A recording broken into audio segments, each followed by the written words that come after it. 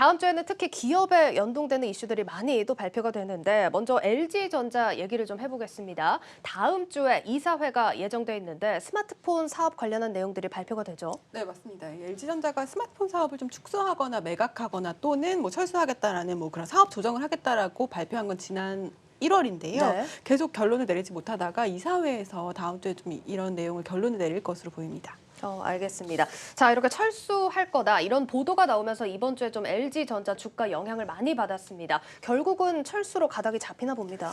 네, 그러니까 LG전자가 사실 그동안에 매각 협상 대상자를 좀 찾아왔는데요. 네. 만나기가 쉽지 않았던 것으로 보입니다. 유력한 인수 후보로 거론됐던 이 베트남 빈 그룹의 경우에는 LG전자 인수가 아니라 자체적으로 사업을 좀 꾸려 나가기로 했고요. 네. 구글이나 폭스바겐 등도 거론은 됐지만 직접 협상에 들어가지는 않은 것으로 알려지고 있습니다. 이 LG전자 스마트폰 사업부는 2015년 이후 23분기째 적자를 이어가고 있기 때문에 네. 매각에 실패하면 축소하기보다는 철수하는 쪽으로 무게가 실리고 있습니다. 지금 들어보면 인수 협상자로 거론됐던 기업들이 뭐 자본이나 규모가 작지 않은 기업들인 것 같은데 지금 어떤 부분에서 이렇게 의견 일치가 안 됐습니까? 네, LG전자가 이 모바일 분야 특허가 많이 있는데요. 그 특허 지적재산권을 좀 유지를 하고 공장 같은 유형 재산을 좀 매각을 하기를 원했는데요. 네. 이 특허 기술을 활용해서 수익 창출을 할 수 있는 기회가 많기 때문입니다. 하지만 인수 대상자 입장에서는 이 핵심인 기술력도 함께 갖고 오기를 원했었는데 의견 차가 났던 것으로 보입니다.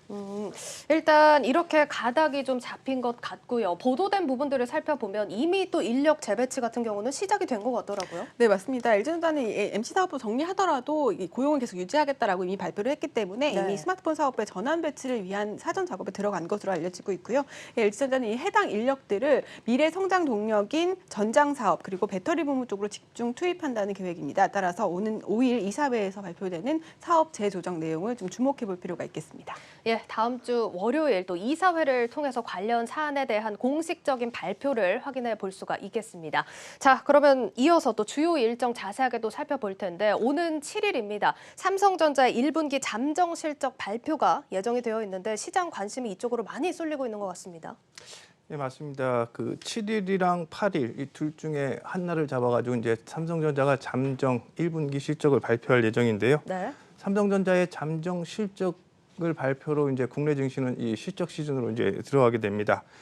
8만 원 초반대에서 지금 횡보하고 있는 이 삼성전자 주가 오늘 좀 올랐는데요. 네.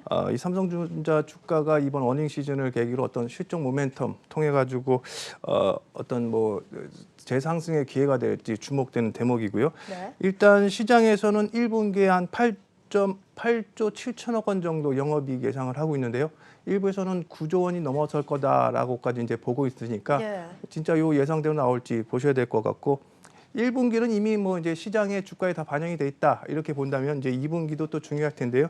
2분기는 한 9조 7천억 원 정도 예상을 하고 있는데요. 10조 넘어간다면 그야말로 어닝 서프라이즈가 이제 나올 것 같고요. 네. 삼성전자와 함께 이제 보셔야 될 게 국제통화기금 IMF죠. IMF랑 세계은행이 이제 연례 회의를 진행을 합니다. 이 성장률과 물가 전망에 대해서 이제 수정을 할 걸로 예상이 되는데요. 일단 상향 조정이 예상됩니다. 그만큼 글로벌 경기 회복세가 가파르게 진행되고 있다 이렇게 보시면 될 것 같고요. 네.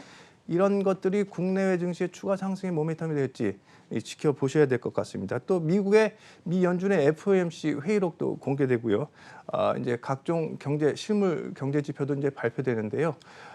오늘 좀 얘기는 좀 다른 얘기를 할 텐데 관심 있게 보셔야 될 게 이 미국의 나홀로 성장 이런 것들이 글로벌하게 신흥국과 이 경제 성장의 불균형을 가꾸면서 어떤 문제가 초래될지 이런 부분들 좀 집중해서 보셔야 되는 한 주가 될 것 같습니다. 예. 네, 뭐 글로벌 시장에 대한 얘기 잠시 짚어주셨는데 경기 상황을 좀 잠깐 짚어드리면 간밤에 미국의 제조업 지표가 또 37년 내 최고치를 기록을 했고 바이든 행정부에서는 대규모 부양책 틀이 발표가 됐습니다. 또 이제 10년물 국채금리 같은 경우는 1.6%포인트로 잠시 안정세를 보이면서 오늘 시장만 보면 좀 흐름이 좋았다라고 평가를 해볼 수가 있는데 장기적으로 본다라고 한다면 이런 경기 회복 기대에 더불어서 인플레이션 또 금리에 대한 우려는 아직 여전하지 않습니까?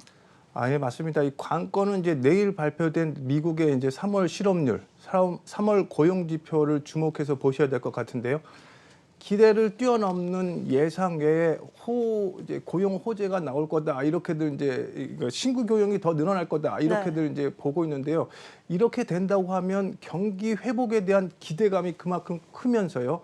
시장에 즉각적으로 반영될 공산이 큽니다. 이러면 미 국채 금리 다시 올라갈 가능성이 크고요. 네. 그러면 저희가 이제 집중해서 보셔야 될 거예요. 신흥국과 선진국. 미국은 빠르게 경기 회복세를 이어가고 있는데 신흥국은 아직도 그렇지 못한 상황이거든요. 네. 특히 백신도 아직 보급되지 못한 상황이기 때문에 이런 경우에 머니무브, 신흥국에서 미국, 선진국으로 이 자금 이동이 일어날 경우에 달러 강세 초래되고요. 그러면 이 금융시장 전반에, 이 글로벌 경기 전방에 이제 양극화가 진행되면서 이 우려감이 일 수 있는 상황이죠. 네. 특히 우리 같은 경우는 이제 신흥국에 해당되기 때문에 우리는 뭐 미국 소비가 늘어나면 수출을 많이 하기 때문에 물론 경기 회복에 대한 기대감이 이제 미국과 같이 이제 맞물려서 가겠지만 이 패시브 자금, 증시 주변에 움직이는 이 패시브 자금은 신흥국이나 선진국이나 이런 구분에 따라서 움직이는 자금이거든요. 네. 자칫 대규모로 자금 이탈이 일어날 수 있고 이럴 경우에 한국은행 기준금리 올려야 되는데 기준금리 올리면 또 부동산 문제를 금융 불균형 문제 감안해서 이 네. 고민이 또 큰 상황이거든요. 그러니까 그런 부분도 좀 집중해서 보셔야 될 것 같고요. 아무래도 팬데믹 이후에 V자 반등 나오면서 올라갔던 게 이제 유동성이거든요. 유동성에 따른 이제 이 경기 회복 기대감이 이제 이 시장에 반영돼 있던 건데 이런 것들 이번 실적 시즌에 좀 확인해 달라. 가시적으로 경기 회복세가 기업 실적, 기업 이익 증가하는 그 모습으로 보여지는지 가시적인 실적을 보여달라. 이런 측면에서 이번 그 1분기 어닝 시즌이 중요하다 이렇게 판단되어지고 있습니다. 예. 알겠습니다. 자, 글로벌 경기가 전 세계에 또 영향을 미치다 보니까 그 어느 나라든 이번 분기 실적 발표가 중요할 것 같은데요. 우리 시장은 7일에서 8일입니다. 삼성전자의 발표 지켜보셔야겠습니다. 자, 다음 주제로 넘어가 볼 텐데 이번 기업은 현대차입니다. 이 아이오닉 5가 다음 주부터 생산 중단에 들어간다고요? 네, 그렇습니다. 현대차가 다음 주 7일부터 14일까지 일주일간 영업일 기준으로는 6일입니다. 네. 울산 1공장을 휴업을 하기로 했는데요. 울산 1공장은 소형 SUV 코나 그리고 현대차 첫 전용 전기차인 아이오닉 5를 생산하는 그런 공장입니다. 이 아이오닉의 경우에는 모터와 또 감속기에 들어가는 반도체가 지금 부족한 상황이고요. 그리고 네. 코나에는 전방 카메라에 적용되는 반도체가 부족해서 생산을 좀 줄이기로 한 겁니다. 아이오닉 얘기를 해보면 공개되고 반응이 굉장히 뜨거웠던 걸로 아는데 이렇게 되면 피해 규모가 작지 않을 것 같거든요. 네, 그렇습니다. 이게 4월 한 달 동안에 약 6,500대의 손실이 발생할 것으로 현재는 추정되고 있는데요. 네. 현대차가 사실 올해 이 3,000대 판매를 계획을 했었습니다. 네. 그런데 이 유럽에서 시작한 사전 계약에서 10,000대 이상 수요가 몰렸고요. 네. 그리고 국내에서도 20,000대 이상 사전 예약이 몰렸습니다. 때문에 이번 감산으로 초기 물량 출고 대기 시간도 좀 길어질 전망입니다.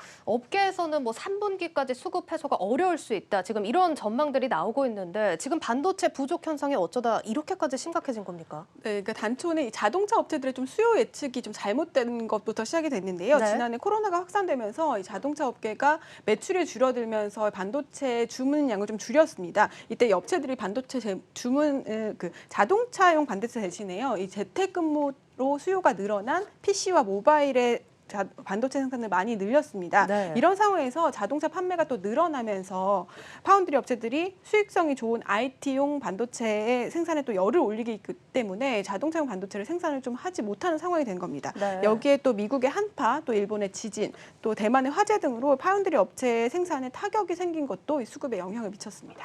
지금 뭐 사례를 현대차로 들어보긴 했지만 이런 상황에 따른 피해가 지금 뭐 말씀해 주셨듯이 전 세계로 좀 확산되고 있지 않습니까? 네, 그렇습니다. 전망을 좀 보면요. 노무라 증권은 올해 2분기 글로벌 자동차 생산이 약 160만 대 정도 줄어들 것으로 예상을 했고요. 그리고 컨설팅 업체 알릭스 파트너스도 올해 자동차 업계 손실이 610억 달러, 우리 돈으로 67조 원에 이를 것으로 추산했습니다. 네. 지난해 기아의 한 해 매출이 59조였는데요. 이 기아의 매출을 뛰어넘는 규모입니다. 문제는 자동차 생산이 줄어들 경우 관련 자동차를 만드는 데 필요한 철강이나 전자장비 또 부품 업계들까지 영향을 미치기 때문에 2분기 글로벌 성장률 회복에도 좀 타격을 줄 수가 있는데요. 또 이 반도체 공급 부족 현상이 IT와 가전 업계로도 이어지고 있어서 반도체 부족 수급 문제들을 계속 지켜볼 필요가 있습니다. 홍남기 경제부총리의 이 얘기를 좀 들어보시겠습니다. 차량용 반도체가 자동차 산업의 핵심 부품이고 앞으로 미래차 전환으로 이 수요도 급증하고 있어서 단기적 수급 불안 해소와 함께 중장기적인 공급망 개선 및 시장 선점이 절실한 상황입니다. 전 세계적으로 차량용 반도체 공급 부족이 최소 3분기까지는 계속될 전망이므로 완성차 생산에 차질이 없도록 민관 합동으로 단기적으로는 대응을 강화해 나가겠습니다. 예, 지금 3분기까지 지속이 될 것이다. 이런 또 전망들이 나오고 있는데 상황이 힘들지만 그래도 일공장 임시 휴업에서 멈추길 또 바라보겠습니다. 자, 그리고 미국에서는 바이든 정부가 부양책을 공개하면서 증세안을 함께 발표를 했는데요. 여기에 대해서 갑론을박이 이어지고 있는 것 같습니다. 예, 맞습니다. 앞서 보신 대로 이제 반도체 공급 부족 문제와도 조금 이제 연결될 수가 있는데요. 코로나19 팬데믹 이후에 이 소비가 너무 부진하니까요. 네. 그동안에 이제 이 경기 부양책의 초점이 이 소비 회복에 맞춰져 있었던 게 사실입니다. 네. 실업급여라든지 이런 것들 늘려주면서 개인들의 소비를 확대시키는 이런 쪽에 이제 부양책들이 진행됐다면 이번에 바이든이 2조 달러 규모의 이 인프라 부양책은 공급 측면에서 네. 2조 달러의 부양책을 제시하면서 이제 한 측면이 있는데요. 이런 걸 어떻게 봐야 되냐면 그간에 이제 소비 이 수요 측면에서 수요가 많다 보고 공급은 적게 이루어지니까 인플레 요인이 발생하는 요인이었거든요. 네. 근데 이번에는 이제 그런 부분들을 공급 사이드, 공급의 부양책을 맞춰주면서 비슷하게 견지가면서 이제 인플레도 막아보겠다 뭐 이런 심산인 것 같아요. 근데 이제 문제는 재원 마련이겠죠. 재원 마련을 위해서 일단 국채 발행이라는 부분들을 좀 피하기 위해서 일단 증세 쪽으로 방향을 잡은 것 같고요. 증세 얘기는 이제 그 대선 공약 때부터 나왔던 얘기고요. 이제 법인세를 현행 21%에서 28%까지 인상하는 거 얘기가 나왔고요. 또 해외 자회사를 통해 번 수익에 대한 최저세율을 10.5%에서 21%까지 이제 높이기로 했습니다. 네. 이제 의회에서 이런 부분들을 어떻게 받아들이고 통과시켜 주지가 이제 문제인데요. 의회에서 논의 과정에서 아무래도 이 증세 규모는 조금 줄지 않을까 이렇게 예상이 되고요. 증세 규모가 줄어들면 그만큼 부양책의 규모도 줄어들지 않을까 뭐 이렇게들 시장에서는 보고 있는 것 같습니다. 근데 이제 관건은 일단 이 증세 문제가 이 주식 시장에 어떤 영향을 미칠까 하는 점인데요. 하이투자증권이 내놓은 분석이 참 재밌습니다. 1910년 이후 법인세 인상, 즉 이제 이 세금을 올린 증세 사례는 7차례 정도인데요. 그 개별 사업마다 그 증세 효과가 주식시장에 미치는 영향은 달랐다. 이렇게 보고 있습니다. 그러니까 증세가 무조건 증시에 악영향을 미치는 건 아니다. 뭐 이렇게 이제 얘기를 하고 있는데요.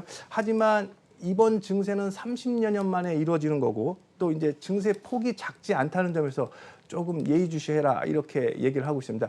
일단 증세가 나오면요. 법인세율을 인상한다는 건 결국 기업 이익이 우리가 기업 이익을 추정하지 않습니까? 앞으로 네. 기업 이익이 어떻게 될까 추정하는데 그 기업 이익 추정치가 하향 조정될 수밖에 없는 거죠. 그리고 또 돈이 없다 보니까 자사주 매입 못 하겠죠. 주식시장에 아무래도 이제 부정적인 요인이 있는데 이런 것들 뭐 의회에서 논의하겠죠. 논의하면 2022년, 2023년 그 이후에나 이제 증세 문제는 실적에 반영되는 문제이기 때문에 이게 그 시장에 그 직접적인 영향은 미치지 않을 것 같다. 이렇게 이제 시장에서는 보고 있는 게 좀 우세한데요. 그래도 이게 이후의 논의 과정에서 어떻게 또 달라질 수 있으니까요. 그런 측면 좀 예의해서 보셔야 될 것 같습니다. 네, 뭐 미국 정부에서 여러 가지 방안들을 내놓고 있는데요. 기업 실적과도 또 연동이 되는 만큼 추후 진행 상황 지켜보셔야겠습니다. 자, 그리고 또 문제가 되고 있는 게 아케고스 마진콜 사태. 우리 시장에서도 우려감이 적지 않습니다. 네, 맞습니다. 이게 레버리지를 활용한 투자지요. CFD라든지 뭐 이렇게 B2, 소위 말해서 B2를 활용한 투자인데 지금 드러난 게 수면 위로 드러난 게 아게코스 캐피탈 문제인데 네. 뭐 일부에서는 뭐 수면 아래 더 많다. 이게 이제 잠재적으로 금융 시스템적 위기로 전이될 거다. 뭐 이런 뭐 온갖 추측들을 내놓고 있는데요. 일단 그 시스템 위기로 갈 가능성은 좀 적지 않겠느냐 이렇게 이제 보는 시각이 우세하고요. 대신 이번 아게코스 캐피털 사태를 통해 가지고요. 이게 새로운 규제 리스크로 작용할 소지가 좀 크다 이렇게들 보고 있습니다. 지금 미국 민주당 내에서도 야 이런 헤지 펀드나 투자은행에 대해서 좀 규제를 더 가야 되는 거 아니냐 이런 얘기들이 지금 나오고 있는 게 사실이고요. 그런 측면에서 봤을 때 헤지 펀드라든지 핀테크, 파생 상품, 특히 가상화폐 이런 시장에 규제가 가해질 가능성이 좀 크다 이렇게 시장에서는 보고 있는 것 같습니다. 네. 가상화폐 같은 경우 좀 규제가 강화될 경우 이게 또 만만치 않은 여파가 일 것 같아가지고 이런 부분들 좀 주의해서 보시면 될 것 같습니다. 예. 네, 이렇게 다음 주 주요 일정과 이슈 자세하게 짚어봤습니다. 증권부 정경준 기자, 정치경제부 지수희 기자였습니다. 고맙습니다.